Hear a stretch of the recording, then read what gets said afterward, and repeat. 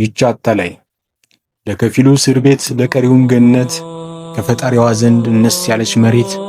ዱንያ ወጋቢሷ ከህልም ያላለፈች በእቅድ በምኞት በባዶ የተሞላች እኛንም ጠራርጋ ገደል ይዘን ገባች። አይቀሬውን ጉዳይ ሞትን አስረስታ በብልጭልጭ ነገር ዳኪራ አስመትታ ከዚያ ከሰፊ ሀገር ላታስቀር ጎትታ ከሞት ከሚያስፈራው ከቀብር ጨለማ የዘመድን ጥሪ ከማያሰማ ጌታህ ማነው ከሚል ከከባባር ጥያቄ ቀረኝ ከማያስብል ወይ ጨርቄ ማቄ ከመቃብር ጭንቀት ከጠለቀው ጉድጓድ አናት ከሚበሳው ከፀሐዩ ንዳድ በየወንጀሉ ልክ ላብን ከሚጠምቀው የጎንና አጥንት ከሚያስተላልፈው እናትና ልጅን ከሚያፈራርደው በአፍጢም እየደፋ እሳት ከሚጥለው በባለሰው እሳት ድንጋይ ባነደደው እያገላበጠ ስጋን ከሚጠብሰው